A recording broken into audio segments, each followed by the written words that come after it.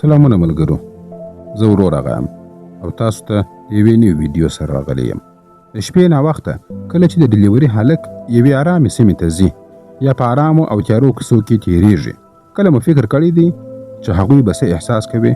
نن به همداسې یوه کیسه وګورو. کیسه د امریکا د نسواله ښارګوټي څخه پیلېږي. هلته دومره سخته واوره او یخني ده چې د سړي وینه یخی کېږي. شاوخوا نه انسان ښکاري او نه د انسان نښه، هر ځای سپینه واوره پرته ده. خو په همدې وخت کې یو سوځېدلی موټر وینو چې یو سړی ترې راوځي. حالت یې ډېر خراب دی، پر بدن یې زخمونه دي او له وضعیت څخه داسې ښکاري لکه چا چې ورسره ډېر ظلم کړی وي.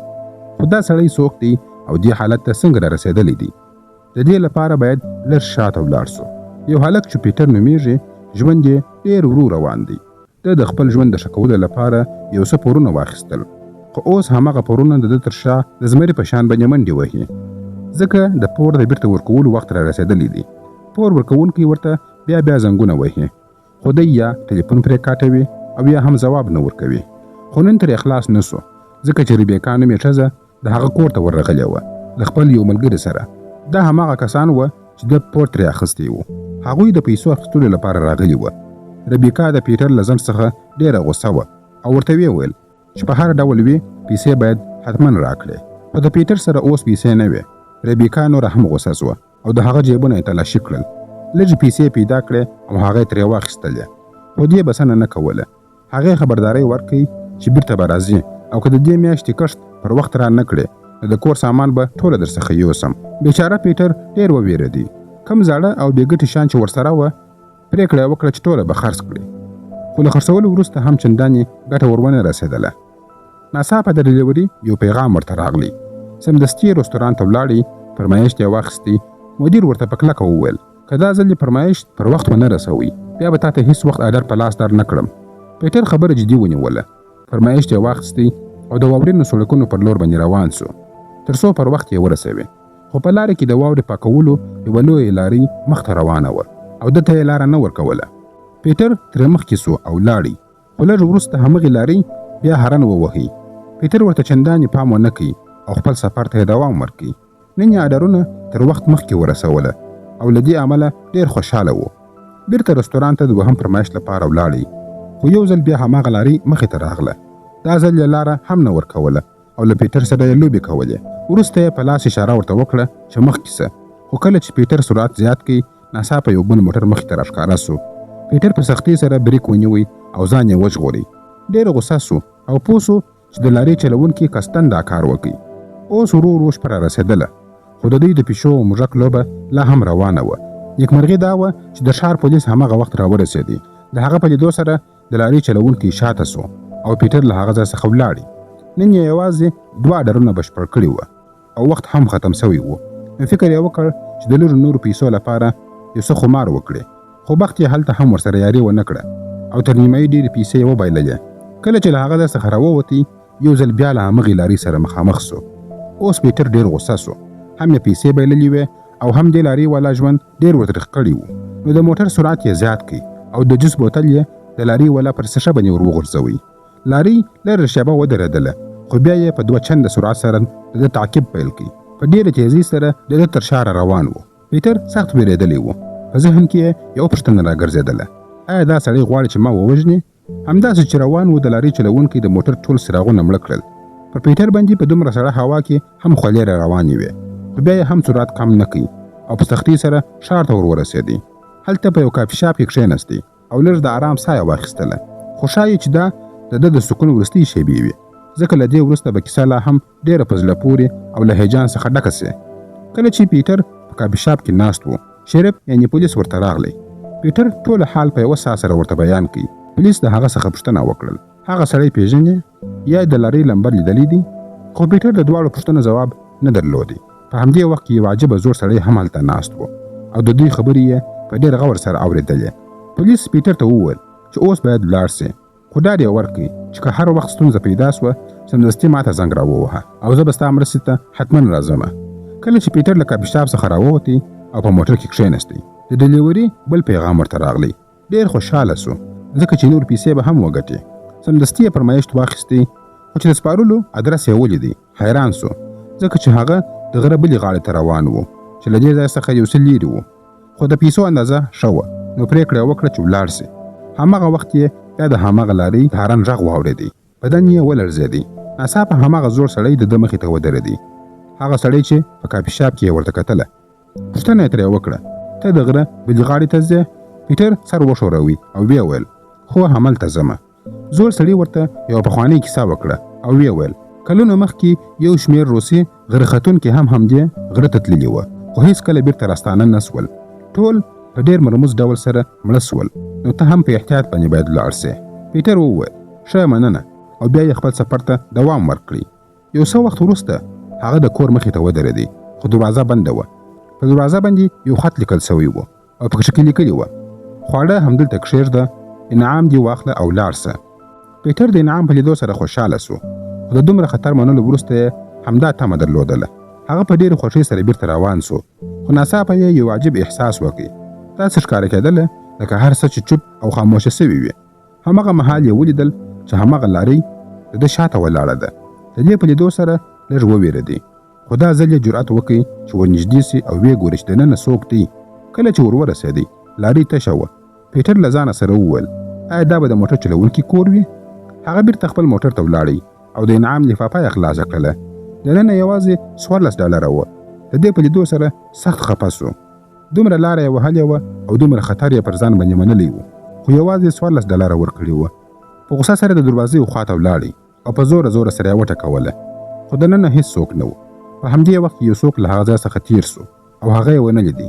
لږ وروسته د پیټر پام سو چې دروازه خلاصه ده او یوازې ټیله کول غواړي، نو هغه همداسې وکړل او سیده کور ته ورننوتی. ښاغلی بلو هلته نه و.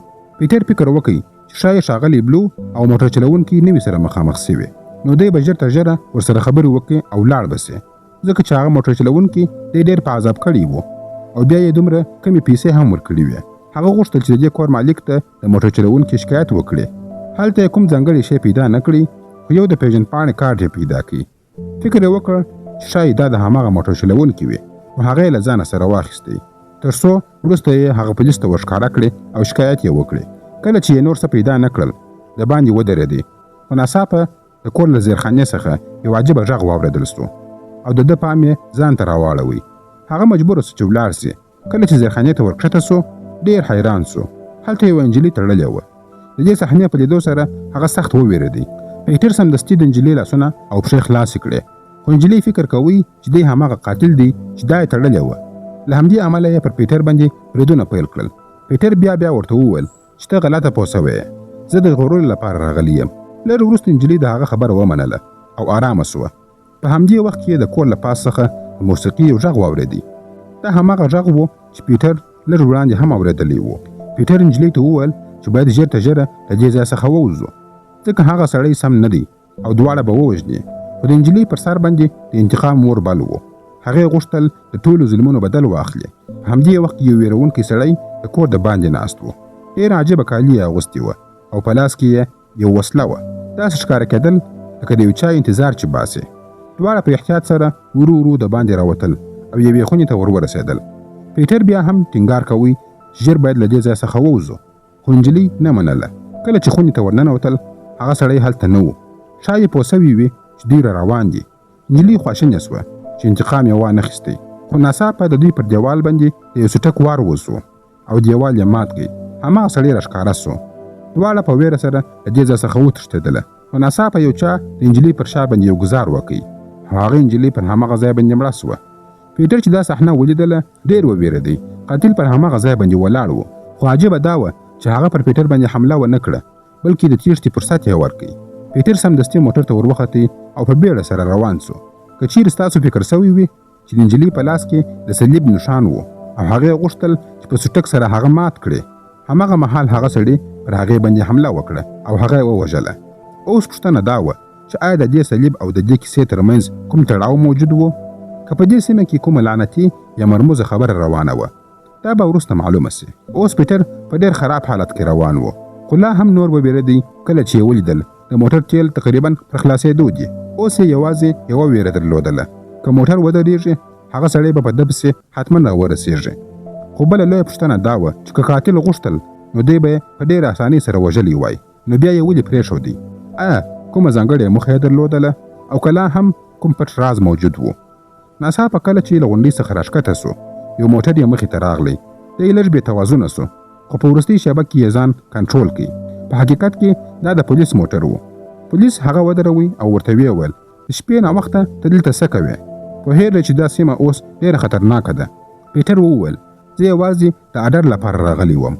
هغه څو ځله کوښښ وکړي چې پولیس ته هر څه بیان کړي چې پورته ورسره څه پېښ شول، خو هر ځل نیتن د هغه خبره پرې کوله او موضوع یې بلې خواته اړوله لکه نه چې یې غوښتل د هغه خبره واوري. پیټر اندېښمن سو او ویې ویل ما همدا اوس پورته یوه نجلۍ ولیدل چې ووژل سوله. قاتل لا هم په هغه کور کې دی. نیتن په غوسه سره ورته وویل هغه کور له څو کلونو راهیسې بند دی او موږ څو ځله هلته تللي یو. وروسته یې د پیټر پر جامو باندې د وینو داغونه ولیدله. امر یې ورته وکړ چې سمدستي له موټر څخه راښکته سي. که څه هم پیټر بیا ورته وویل چې دا وینه د هغې نجلۍ ده، خو نیتن هغه ونیوی او خپل په موټر کې یې کښېنوی. ناڅاپه یو ځل بیا یوه تیزه رڼا راښکاره سوه. پیټر سمدستي پوه سو چې هماغه سړی راغلی دی. هغه پولیس ته وویل چې موټر ژر مخته بوځه، خو پولیس پر خپل ځای باندې ولاړ و. هغه فکر کوي چې زه خو پولیس یم، هر څوک درولی سم، نو دی به هم په اسانۍ سره ودرومه. خو دا ځل د ده په خیال سره هیڅ هم عادي نه وه، ځکه یو لیونی او خطرناکه د لارۍ ډریور په ډېر تیز رفتار سره د ده پر لور باندې را روان و. پیټر بیا هم نیتن ته وویل چې له دې ځای څخه ولاړ سه، خو هغه د ده خبره هیڅ نه اورېدله. پیټر خپل په موټر کې کښېنستی او نیتن پر لارۍ باندې ډزې شروع کړې، خو لارۍ ونه درېدله او هغه یې په بېرحمۍ سره په موټر سره ووهي او مخ ته ولاړه. پیټر اوس پوهېدلی و چې یو څه بد ورسره روان دي. په لاره کې یې څو ځله خپل ټلیفون وکتی خو بند و. په نیکمرغۍ سره یې لږ مخته د تیلو یو پمپ پیدا کړي. خپل موټر ته یې تیل ور واچوله او دننه ولاړی. هلته یې مامور ته وویله چې زه یو چاته زنګ وهل غواړم. کله چې مامور د ده په لاسونو کې ولچک ولیدل، په شکمنه لهجه سره یې ورڅخه وپوښتله ته له زندان څخه تښتېدلی یې؟ پیټر ورته وویل نه، داسې هېڅ خبره نشته، زه یوازې په ستونزه کې بند پاته یم. کله چې د باندې راووتی یو بل سړی ولاړ و. له هغه څخه یې هم تلیفون وغوښتی، خو په همدې وخت کې د پیټر سترګې پر هماغه لارۍ باندې ولګېدلې چې په ډېر تیز رفتار سره د ده پر لور باندې را روانه وه. نو سمدستي یې موټر چلانده کړي او له هغه ځای څخه روان سو. خو دا یې هېر سول د تیلو پایپ لا هم په موټر کې بند پاته و. لږ مخته چې ولاړی په پمپ کې یوه لویه چاودنه رامنځته سوله، ځکه چې هلته یو سړی ولاړ و او سګرېټ یې لګولی و. لارۍ لا هم په ده باندې پسې وه او داسې معلومېدله لکه نن چې حتما دی وژل کېږي. هماغه وخت د پیټر ټلیفون بیرته فعاله سو. کله چې یې ټلیفون خلاص کړي د ډیلیوري ډېر مسیجان ورته راغلي وه. پیټر په ژړا سره وویل دا هر څه ولې زما سره پیښیږي. ناڅاپه یې هماغه لارۍ مخې ته ولیدله، خو دا ځل یې فیصله وکړه چې نه به تښتي او نه به شاته ځي. موټر یې په بشپړ سرعت سره د هغې پر لور باندې ور روان کړي. د لارۍ ډریور هم همدا کار وکړي او د ده پر لور باندې را روان سو. خو په وروستي حساس وخت کې پیټر موټر بیرته راوګرځوي او بل سړک ته راواوښتي. هلته د موټر د چلولو د رفتار حد 15 و، ځکه چې په سړک باندې د واورې نرۍ طبقه پرته وه. ډریور هم په دې پوهېدی، نو ځکه ورنږدې نه سو او یوازې یې له لرې څخه هارنونه وهله. پیټر ولیدل چې واوره ماتیږي، ژر شاته سو او له هغه ځای څخه ووتی. تر دې وخته د لارۍ ډریور خپل څراغونه هم بند کړل. پیټر لا نه ووتلی چې ناڅاپه یو بل تیز موټر ورسره وجنګېدی. ټکر دومره سخت و چې پیټر همالته بېهوشه سو. کله چې یې سترګې خلاصې کړې ریبیکا یې مخ ته ولاړه وه. د بیچاره قسمت دومره خراب و چې ټوله ورځ یې له مرګ سره جګړه کوله. نو اوس چې خلاص سو نو بله ستونزه ورته پیدا سوه. د ریبیکا سړي د ده ټولې پیسې له جیب څخه وایستلې، خو لا یې زړه نه و یخ سوی. نو نوره غوسه یې هم پر ده باندې وکړه. په دغه ترنګلي حالت کې پیټر ناڅاپه وخندله. ریبیکا وپوښتل ولې خاندې؟ پیټر وویل ځکه چې زه د مرګ سره جنګېږم، یو سړی زما په تعقیب کې دی. هغوی د دې خبرې په اورېدو سره حیران سول. د خپل ځان د خوندي ساتلو لپاره ریبیکا خپل ملګري ولېږي چې نور کسان راوغواړي. دوی لا په خبرو بوخت وه چې ناڅاپه یې یو دروند غږ واورېدی. د لارۍ ډریور دروازه ماته کړه او دننه راغلی.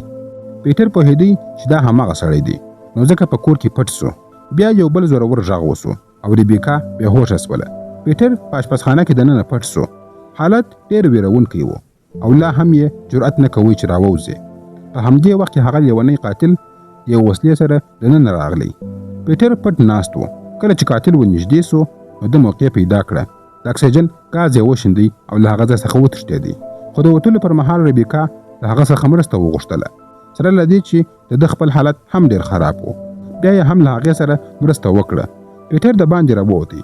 په موټر کې کښېنستې او پولیسو ته یې ښکنځل هم وکړه ځکه هغوی هیڅکله پر وخت باندې نه رارسېدله. ښایي اوس یې مرګ نور هم رانږدې سوی و ځکه چې مخکې سړک بند و خو بیا یې هم موټر په بشپړ سرعت سره پر هغه لاره باندې ور روان کړ او تر شا هغه د لارۍ چلوونکی هم ورپسې روان و. پیټر په تیز رفتار کې له موټر څخه وغورځېدی او یوې کندې ته ولوېدی. لارۍ هم لاندې ورپسې ولوېدله. پیټر فکر وکړ چې ډریور مړ سوی دی ځکه چې لاندې ډېره لویه چاودنه وسوه. خو دی غلط و ځکه چې ناڅاپه یو چا د لاندې خوا څخه د ده پښه راکش کړه. دا ځل بخت ورسره یاري وکړه ځکه د قاتل په لاس کې یوازې د ده بوټ پاته سوی و. ډریور خپل توازن له لاسه ورکړ او کندې ته لاندې ولوېدی. هلته مړ سو. بالاخره پیټر له دې ستر مصیبت څخه خلاص سو او یوازې روان سو. کله چې یو څه مخته ولاړی ناڅاپه یو سړی هغه ته ودرېدی. دا هغه سړی و چې ده ته یې خبرداری ورکړې و چې هلته مه ځه خو ده یې خبره نه ومنلې. سبا دا پیښه په ټوله ښار کې خپره سوه او هر چا ته معلومه سوه چې د غونډۍ هاخوا ته یو خطرناک راز پروت دی. له همدې امله هغه سیمه د تل لپاره وتړل سوله. پیټر خپل وروستۍ ډلیوري هم ترسره کړه او بیا د ټولو بدو خاطرو په پرېښودو سره یو بل ښار ته کاډه سو. آیا ستاسو سره کله داسې پیښه سوې ده چې پر لویه لاره روان یاست او یو موټر یا لارۍ مو تعقیبوي او تاسو په ویره کې یاست؟ که ستاسو سره داسې یو څه پېښ سوي دي زموږ ته یې په کمنټ کې شریک کړئ. که مو ویډیو خوښه سوې وي ویډیو لایک او شیر کړئ. زموږ یوټیوب چینل هم سبسکرایب کړئ. تر بلې ویډیو پورې مو الله منسه. مننه.